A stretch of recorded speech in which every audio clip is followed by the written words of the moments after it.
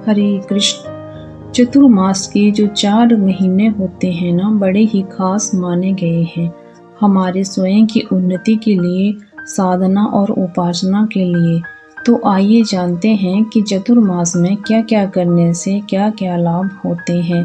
इस वीडियो को आप पूरा ध्यान से सुनिएगा और जो भी आपको नियम लेना होगा ना, बहुत सारे नियम जो शास्त्रों में लिखे हैं कि इससे क्या लाभ है, और आप नियम अपना चयन कर लीजिएगा और 4 महीने उनका पालन करिएगा। पद्म पुराण में शिव जी इसकी महिमा बताते हैं और स्कंद पुराण में ब्रह्मा जी इसकी महिमा बताते हैं। तो आइए हम लोग सुनते हैं शास्त्रों के माध्यम से चतुर्मास की महिमा। नारद जी कहते हैं ब्रह्मा जी से कि हे देवादिदेव, इसमें मैं शुभ कारक चतुर्मास व्रत को सुनना चाहता हूँ। ब्रह्मा जी ने कहा कि देव ऋषि, ये भगवान विष्णु ही सबको मोक्ष देने वाले तथा संसार सागर से पार उतारने वाले हैं। इनके स्मरण मात्र से मनुष्य सब पापों से मुक्त हो जाता है। संसार में मनुष्य का जन्म दुर्लभ है, उसमें भी उत्तम कुल में जन्म पाना और भी दुर्लभ है। कुलीन होने पर भी दयालु स्वभाव का होना और कठिन है। यह सब होने पर भी कल्याण में सत्संग प्राप्त होना और भी दुर्लभ है। जहाँ सत्संग नहीं, विष्णु भक्ति नहीं और व्रत नहीं, वहाँ कल्याण की प्राप्ति दुर्लभ है। विशेषतः चतुर्मास में भगवान विष्णु का व्रत करने वाला मनुष्य उत्तम माना गया है। सब तीर्थ, दान, पुण्य और देव स्थान चतुर्मास आने पर भगवान विष्णु की शरण लेकर स्थित होते हैं। जो चतुर्मास में श्री हरि को प्रणाम करता है, उसी का जीवन शुभ है। संसार में मनुष्य का जन्म और भगवान विष्णु की भक्ति दोनों ही दुर्लभ है। जो मनुष्य चतुर्मास में नदी स्नान करता है, वह सिद्धि को प्राप्त होता है। जो झरना, तड़ाग और बावली में स्नान करता है, उसके शास्त्रों यानी हजारों पाप तत्काल नष्ट हो जाते हैं। पुष्कर, प्रयाग अथवा और किसी महातीर्थ के जल में जो चतुर्मास में स्नान करता है, उसके पुण्य की संख्या नहीं है। नर्मदा, भास्कर क्षेत्र, प्राची, सरस्वती तथा समुद्र संगम में दिन में जो चतुर्मास में स्नान करता है, उसमें पाप का लेश मात्र भी नहीं रह जाता। जो नर्मदा जी में एकाग्रचित होकर 3 दिन भी चतुर्मास का स्नान करता है, उसके पाप के 1000 यानी हजारों टुकड़े हो जाते हैं।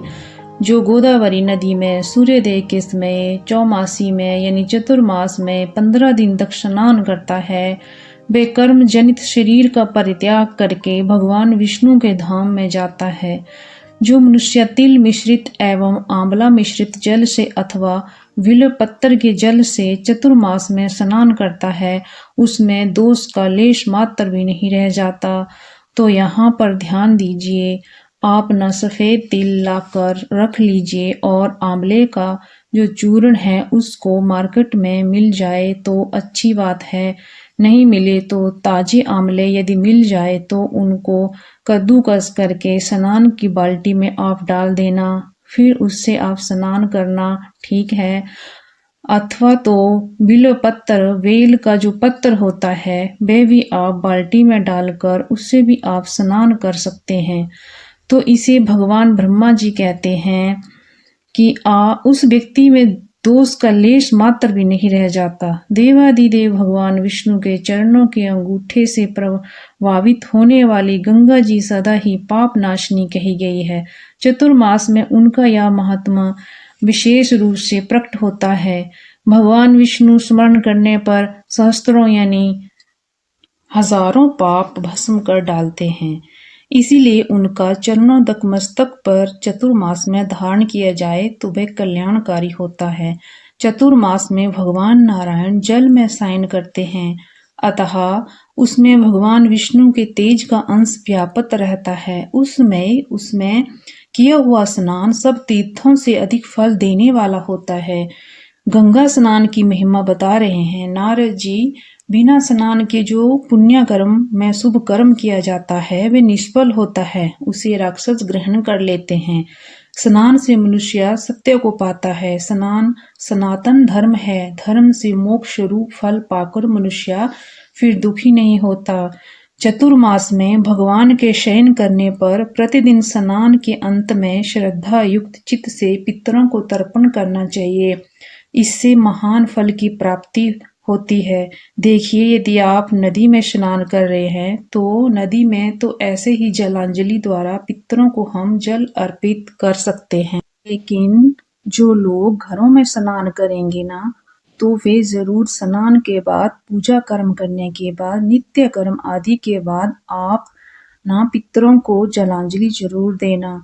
जलांजलि देने के लिए मैंने शॉर्ट विधि भी बताई है, छोटी विधि और जो लंबी वाली विधि है वे आप जरूर करना चाहे तो जरूर की करिएगा।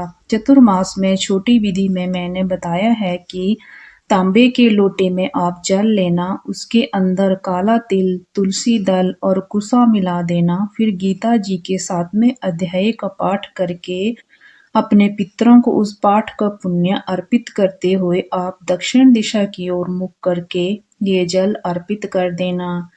ठीक है, ये तो छोटी सी विधि हो गई। बाकी तर्पण की ना जो आधे घंटे की विधि है वे भी आप कर सकते हैं। जैसे बड़ी बड़ी जो तिथियां आती हैं, एकादशी है, अमावस्या है, पूर्णिमा है, संक्रांति है और भी जो बड़ी बड़ी तिथियां आती हैं उसके अंदर आप जो तो जरूर आधे घंटे वाला तर्पण करिएगा। ये चतुर्मास यानी 4 महीने में इसका आप लोग भरपूर लाभ लीजिएगा। ठीक है, पहले भगवान गोविंद का स्मरण करके फिर शुभ कर्मों का अनुष्ठान करना चाहिए। यह भगवान गोविंद ही देवता, पितर और मनुष्य आदि को तृप्ति देने वाले हैं। यानी जो भी हम लोग पितरों के लिए कार्य करें ना, तो सबसे पहले आप भगवान का नाम लें कि ओम नमो नारायण, ओम नमो भगवते वासुदेवाय, श्री हरि हरि ओम, है ना, हरे कृष्ण हरे राम। ऐसे भगवान का जो भी नाम आपको प्रिय लगता हो, वे भगवान का स्मरण करने के बाद ही कोई भी शुभ कार्य शुभ करना चाहिए। चतुर्मास सब गुणों से उत्कृष्ट समय है। उसमें धर्म युक्त श्रद्धा एवं स्मृति से पवित्र समस्त कर्मों का अनुष्ठान करना चाहिए। किसी को मंत्र जाप अनुष्ठान करने की इच्छा हो तो यह चतुर्मास सबसे उत्तम माना गया है। ब्रह्मा जी आगे कह रहे हैं कि 2 घड़ी भी भगवान विष्णु का ध्यान एवं उन निरंजन परमेश्वर के सेवन से 100 जन्मों का पाप भस्म हो जाता है। तो इसमें ना ध्यान का भी हमको अभ्यास करना चाहिए। चतुर्मास में जीव दया विशेष धर्म है। प्राणियों से द्रोह करना कभी भी धर्म नहीं माना गया है। अतः सदैव मासों में भूत द्रोहों का परित्याग करना चाहिए, यानी हमारे द्वारा किसी को हानि न पहुंचे। हमारे शरीर द्वारा भी, हमारी वाणी द्वारा भी किसी को हम कष्ट न दें। यह सबसे उत्तम धर्म माना गया है। सब धर्मों में दान धर्म के विद्वान लोग सदा प्रशंसा करते हैं। वेदों में अन्न को ब्रह्म कहा गया है। अन्न में ही प्राणों की प्रतिष्ठा है। अतः मनुष्य सदा अन्न एवं जल का दान करें। जल देने वाला तृप्ति को और अन्न दान करने वाला मनुष्य अक्षय सुख को पाता है। अन्न और जल के समान दूसरा कोई दान न हुआ है न होगा। मणि रत्न, मूंगा, चांदी, सोना और वस्त्र तथा अन्य वस्तुओं के दान में भी अन्नदान ही सबसे बढ़कर है। चतुर्मास में अन्न और जल का दान सबसे बढ़कर है। गोदान, प्रतिदिन वेद पाठ और अग्नि में हवन, ये सब महान फल देने वाले हैं। देखिए, ये ढेर सारी बातें जो मैं आपको बता रही हूँ, सुनकर आप डरना मत कि हम ये सब तो कर नहीं सकते हैं। जितना भी आप कर सकते हैं और भी आगे आपको पढ़कर सुनाऊंगी, आप उतना करिएगा। क्योंकि भगवान श्री कृष्ण बता रहे हैं कि सबलप मतस्य धर्मस्य त्रायेत महत्व, कि सबलप मतस्य धर्म से यानी थोड़ा सा भी धर्म का आचरण त्रायते महत्व भयात, बहुत महान हो जाता है, बहुत बड़ा हो जाता है। ठीक है, अब आगे सुनिए। चतुर्मास में दूध, दही एवं मट्ठा का दान महान फल देने वाला होता है। जन्म काल में जिससे यह शरीर पुष्ट हुआ है, उस अन्न एवं दूध का दान उत्तम है। यानी दूध और अन्न का दान उत्तम माना गया है। साग देने वाला मनुष्य कभी नरकों में नहीं जाता है और ना यमलोक का दर्शन करता है। वस्त्र का दान करने वाला प्रलय काल तक चंद्रलोक में निवास करता है। जो चतुर्मास में चंदन, आगर और धूप का दान करता है वह मनुष्य पुत्र सहित विष्णु रूप होता है। तो यह दान कहाँ करना चाहिए? चंदन, आगर और धूप आदि का दान किसी मंदिर में, अथवा तो हम जहाँ पूजा पाठ करते हैं जब आप धूप जलाएं तो दान के निमित्त जलाएं कि हे भगवान, यह वातावरण आपका है, हम इसको पुष्ट कर रहे हैं गूगल आदि धूप के द्वारा, तो यह भी आपका दान माना जाएगा। भगवान विष्णु के शयन काल में जो मनुष्य वेद वेदता ब्राह्मणों को फल दान करता है वह यमलोक को नहीं देखता। फल दान की भी महिमा है। जो चौमासी में भगवान विष्णु की प्रीति के लिए विद्या दान, गौ दान, भूमि दान करता है वह अपने पूर्वजों का उद्धार कर देता है। जिस देवता के उद्देश्य से चतुर्मास में गुड़, नमक, तेल, शहद, तीखत पदार्थ, तिल और अन्न देता है वह उसी के लोक में जाता है। समझ गए होंगे। ये आप भी मान लीजिए। जो भी आपके देवी देवता जिनमें भी आपकी श्रद्धा हो उनके निमित्त आप ये चीजें वस्तु में दान करेंगे ना, तो उन्हीं के लोक में आपको जाने का फल मिलेगा। विशेषतः चतुर्मास में मनुष्य को अग्नि में आहुति देनी चाहिए। यानी यहाँ पर यदि आप हवन कर सकें तो अति उत्तम माना गया है। ब्रह्मा जी आगे कहते हैं कि मनुष्य सदा प्रिय वस्तु की इच्छा करता है, अतः जो चतुर्मास में भगवान नारायण की प्रीति के लिए अपने प्रिय भोगों का पूर्ण प्रयत्न पूर्वक त्याग करता है उसकी त्यागी हुई भी वस्तुएं उसे अक्षय रूप में प्राप्त होती हैं। यानी जो भी हम चतुर्मास में जिस भी वस्तु का त्याग करेंगे ना, तो वह हमें अक्षय रूप से कालांतर में प्राप्त होती रहती है। अब कौन कौन सी वस्तु त्यागनी चाहिए यह भी आगे ब्रह्मा जी वर्णन करेंगे। आप सुनते रहिए। जो मनुष्य श्रद्धा पूर्वक प्रिय वस्तु का त्याग करता है वह अनंत फल का भागी होता है। धातु पात्रों का त्याग करके पलाश के पत्ते में भोजन करने वाला मनुष्य ब्रह्म भाव को प्राप्त होता है। यानी कोई स्टील का बर्तन हुआ अथवा तो कांसे का हुआ आदि जो भी धातु का जो बर्तन हो उसमें भोजन ना करके, ब्रह्मा जी यहाँ बता रहे हैं कि पलाश के पत्ते में भोजन करने से ब्रह्म भाव को प्राप्त होता है। और भी बहुत अधिक महिमा दूसरे ग्रंथों में लिखी हुई है पलाश के पत्तों में भोजन करने की। ठीक है, पद्म पुराण में तो और अधिक महिमा लिखी गई है। पलाश के पत्तों में भोजन करने के लिए बहुत सारे पाप नष्ट हो जाते हैं। तो देखिए, आप लोग कहेंगे कि पत्तल में अनाज लेने से, दाल लेने से वह बह जाता है ना, तो आप क्या काम करना, या आप अपनी थाली में रखना और उसके अंदर ये पलाश के पत्ते रख देना, फिर उसके ऊपर आप भोजन करना। ठीक है। और आगे सुनिए। चतुर्मास में तांबे के पात्र में भोजन विशेष रूप से त्याज्य है। गृहस्थ मनुष्य तांबे के पात्र में कदापि भोजन न करें। मदार के पत्ते में भोजन करने वाला मनुष्य अनुपम फल को प्राप्त होता है। चतुर्मास में विशेषतः वट के पत्तर में भोजन करना चाहिए। देखिए, किसी को पलाश का पत्ता नहीं मिल पाता है ना, तो आप क्या काम करना, वट वृक्ष समझ गए ना, बरगद, उसके पत्ते में भी आप भोजन कर सकते हैं। धो लेना अच्छे से। और ना शास्त्रों में वर्णन आता है पद्म पुराण में कि आप कमल के पत्तों पर भी भोजन कर सकते हैं, उससे वैकुंठ लोक की प्राप्ति होती है, लक्ष्मी जी की प्रसन्नता मिलती है। चतुर्मास में भगवान विष्णु की प्रीति के लिए गृहस्थ आश्रम का परित्याग करके ब्रह्म आश्रम का सेवन करने वाले मनुष्य का पुनर्जन्म नहीं होता। कहने का अभिप्राय समझिए कि इन चतुर्मास में कहीं आश्रम, कहीं एकांत जगह पर जाकर आपको अनुष्ठान करना चाहिए, मंत्र जाप करना चाहिए, साधना उपासना करनी चाहिए। इससे पुनर्जन्म नहीं होता है। मिर्च छोड़ने से चतुर्मास में व्यक्ति राजा होता है। रेशमी वस्त्रों के त्याग से अक्षय सुख मिलता है। उड़द और चना छोड़ देने से पुनर्जन्म की प्राप्ति नहीं होती। चतुर्मास में विशेषतः काले रंग का वस्त्र त्याग देना चाहिए। काला रंग का वस्त्र नहीं पहनना चाहिए। नीले रंग के वस्त्र को देख लेने से जो दोष लगता है उसकी शुद्धि भगवान सूर्य नारायण के दर्शन से होती है।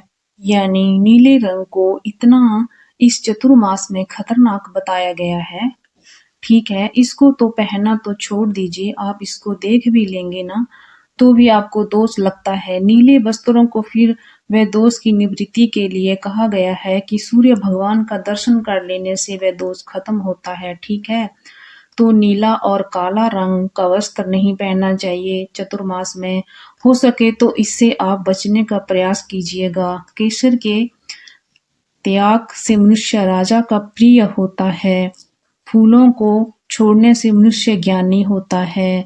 शैया का परित्याग करने से महान सुख की प्राप्ति होती है। शैया का परित्याग यानी चतुर्मास में वैसे भी पद्म पुराण में वर्णन आता है कि चतुर्मास में जब भगवान सोते हैं ना, यानी देव शयनी एकादशी से लेकर देव उठनी एकादशी तक, तो उसमें आपको ना नीचे सोना चाहिए, गद्दे पर नहीं सोना चाहिए। नीचे भी कैसे सोएं, ऐसे चटाई बिछा लेना चाहिए। फिर कंबल और बेडशीट आदि बिछाकर उसके ऊपर शयन करना चाहिए। इससे बहुत अधिक फल की प्राप्ति कही गई है। अथवा पलंग पर भी आप सोते हैं तो गद्दे को हटाकर सोएं। समझ गए? तपस्या में जीवन की बात यहाँ पर बताई गई है। पलंग पर है तो गद्दा हटाकर चटाई, कंबल और बेडशीट आदि बिछाकर ही आप से गद्दा का त्याग करना चाहिए। पर निंदा चतुर्मास में करने से विशेष रूप से बचना चाहिए। पर निंदा महान पाप है, पर निंदा महान भय है, पर निंदा महान दुख है और पर निंदा से बचकर दूसरा कोई पाप नहीं है। तो चतुर्मास में ऐसा नहीं करना चाहिए कि यहाँ पर आप अलग अलग नियम कर रहे हैं जिससे हमारा पुण्य, और दूसरी ओर पर निंदा चतुर्मास में करने से विशेष रूप से बचना चाहिए। पर निंदा महान पाप है, पर निंदा महान भय है, पर निंदा महान दुख है और पर निंदा से बढ़कर दूसरा कोई पाप नहीं है। तो चतुर्मास में ऐसा नहीं करना कि यहाँ पुण्य बढ़ रहे हैं और दूसरी ओर आप किसी की निंदा कर रहे हैं, तो वे सारा लेवल मत कर देना। निंदा से बचना चाहिए। चौमासी में केशों को संवारना यानी हजामत त्याग दें तो वह तीनों तापों से रहित होता है। जो भगवान के शयन करने पर विशेषतः नख और रोम धारण किए रहता है उसे प्रतिदिन गंगा स्नान का फल मिलता है। मनुष्य को सब उपायों द्वारा योगियों के ध्याय भगवान विष्णु को ही प्रसन्न करना चाहिए। समस्त वर्णों एवं श्रेष्ठ पुरुषों के द्वारा भी भगवान श्री हरि का ही चिंतन करना चाहिए। भगवान विष्णु के नाम से मनुष्य घोर बंधन से मुक्त हो जाता है। चतुर्मास में उनका विशेष रूप से स्मरण करना उचित है, यानी खूब भगवान का नाम हम जप करें। अब देखिए आगे क्या कहते हैं ब्रह्मा जी कि कर्क की संक्रांति के दिन भगवान विष्णु का भक्ति पूर्वक पूजन करके प्रशस्त एवं शुभ जामुन के फलों से अर्घ्य देना चाहिए। कर्क संक्रांति आएगी ना तो मैं वीडियो बना दूंगी, या लगभग संक्रांतियां जो भी है ना 14 से 16 तारीख के बीच में आती हैं। हर महीने में तो कर्क संक्रांति आएगी, उसके पहले मैं यह वीडियो बना दूंगी। जामुन से अर्घ्य देने की महिमा है। जामुन के फल से ठीक अर्घ्य देते समय इस भाव का चिंतन करें कि 6 मास के भीतर जहाँ कहीं भी मेरी मृत्यु हो जाए तो मानो मैंने स्वयं ही अपने आप को भगवान वासुदेव के चरणों में समर्पित कर दिया है। बड़ी ही सुंदर भाव है और देखिए कितना सुंदर और सस्ता सौदा है। यह कर्क संक्रांति के दिन जामुन से अर्घ्य देने से और यह प्रार्थना कर लेने से, यानी भगवान को कह देने से कि 6 महीने के अंदर यदि मेरा शरीर छूटता है तो भगवान मैं आपका हूँ या आपकी हूँ, मैं आपके ही लोग जाऊंगी या जाऊंगा और ये जरूर पूरा होगा। देखिए इसके पीछे का भाव क्या है। मैं आपको बता दूं कि एक कर्क संक्रांति से दक्षिणायन शुरू हो जाता है, तो दक्षिणायन में जिसका भी शरीर छूटता है ना तो उसकी ऊंची गति नहीं होती है। इसीलिए यहाँ पर प्रार्थना का भाव डाल दिया जाता है कि भगवान ये जामुन का फल मैं आपको अर्पित करता हूँ या करती हूँ और इसके बदले में आपके चरणों में आऊंगी या आऊंगा। यदि 6 महीने के अंदर मेरा शरीर छूट जाता है तो देखिए कितने काम की बातें शास्त्रों में है। अब आप सुनते रहिए, आगे वीडियो लंबा हो रहा है लेकिन फायदा भी तो हो रहा है। आगे सुनते हैं। जो मनुष्य भगवान विष्णु की कथा, पूजा, ध्यान और नमस्कार सब कुछ प्रसन्नता पूर्वक भगवान के लिए करता है तो वे मोक्ष का भागी होता है। व्रतों में सबसे उत्तम व्रत है ब्रह्मचर्य का पालन। ब्रह्मचर्य तपस्या का सार है और वह ब्रह्मचर्य महान फल देने वाला है। इसीलिए चतुर्मास में ब्रह्मचर्य का पालन जरूर करना चाहिए। ब्रह्मा जी कह रहे हैं, मनुष्य चतुर्मास में श्री हरि के प्रीति के लिए इन महातप का विशेष रूप से अनुष्ठान करे। महातप क्या है? ब्रह्मचर्य। ब्रह्मचर्य के लिए बताया जा रहा है क्या महातप है। सभी पर्वों के अवसर पर सदा दान देना चाहिए। सभी पर्व यानी जो भी बड़े बड़े पर्व आते हैं, मैं बताती रहती हूँ अपनी वीडियो में, उन पर्वों पर दान जरूर देना चाहिए। और दान क्या देना चाहिए मैंने पहले ही इसमें बता दिया है। अन्नदान सबसे श्रेष्ठ दान माना गया है। जो मनुष्य विष्णु के शयन काल में यानी ये 4 महीने चतुर्मास में प्रतिदिन एक समय भोजन करता है उसे द्वादशाहरक्ष यज्ञ का फल मिल जाता है। जो चतुर्मास में केवल दूध पीकर रहता है उसके पाप तत्काल विलीन हो जाते हैं। यदि धीर मनुष्य चौमासे में यानी चतुर्मास में नित्य परमित अन्न का भोजन करता है, यानी इतना ही मेरे को भोजन करना है, इससे ज्यादा नहीं करना है, ठीक है। 1 कटोरी चावल तो 1 कटोरी ही चावल का नियम आपका 4 महीने तक चलेगा। इस प्रकार से जो लोग भोजन करते हैं ना, वे सब पातकों का नाश करके वैकुंठ धाम को पाते हैं। चतुर्मास में एक अन्न भोजन करने वाला मनुष्य रोगी नहीं होता।